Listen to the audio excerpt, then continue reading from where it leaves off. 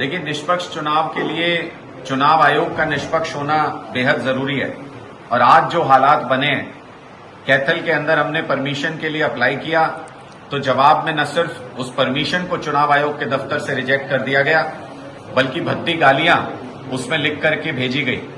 अगर चुनाव आयोग के कार्यालय से हमारी पार्टी के प्रति ऐसी दुर्भावना नजर आती है तो फिर हम कैसे विश्वास करें कि चुनाव आयोग निष्पक्ष है।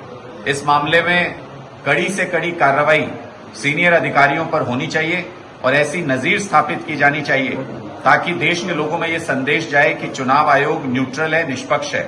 दिल्ली में भी हमने देखा कि जिस तरीके से आतिशी जी को जो चुनाव आयोग ने नोटिस भेजा, उस नोटिस के मेल पे आने से आधा घंटा पहले भारतीय जनता पार्टी के लोग मीडिया में खबरें चलवा रहे थे कि आतिशी जी को नोटिस भेज दिया गया।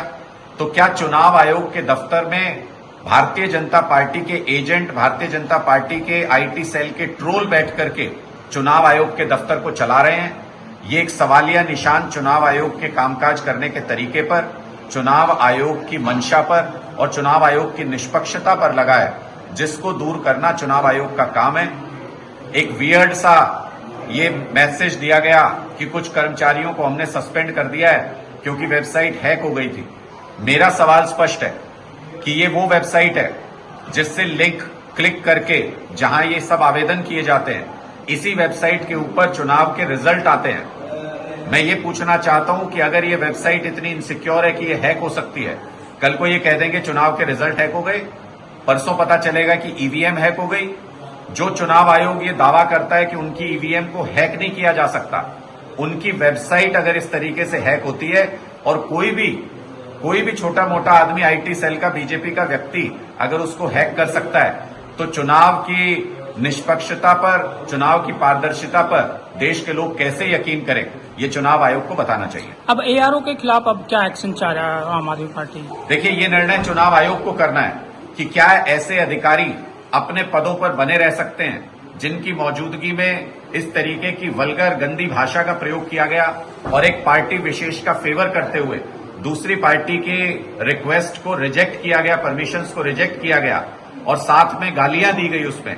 ऐसे पदाधिकारियों को अपने पद पर बने रहने का कोई अधिकार नहीं है। अगर चुनाव आचार संहिता के दौरान वाकई में चुनाव आयोग का प्रशासन के ऊपर कंट्रोल है, तो ऐसे अधिकारी एक पल के लिए भी अपनी कुर्सी पर नहीं रह सकते।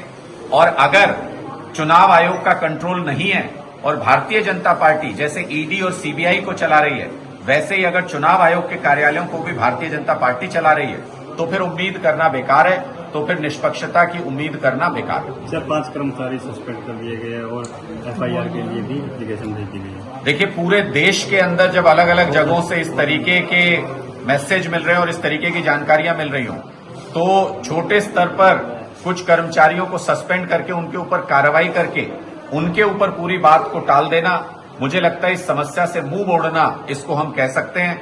ये बड़े स्तर पर चुनाव आयोग के अंदर किस तरीके से घुसपैठ हो चुकी है खास मानसिकता के लोगों की, उसको दर्शाता है। चुनाव आयोग को अपने सिस्टम्स को दुरुस्त करना चाहिए और ऐसे तमाम लोगों के लिए नजीर स्थापित करनी चाहिए ताकि आगे से कभी भी चुनाव आयोग की निष्पक्षता पर सवालिया निशान न लग सके। ठीक है, थैंक यू।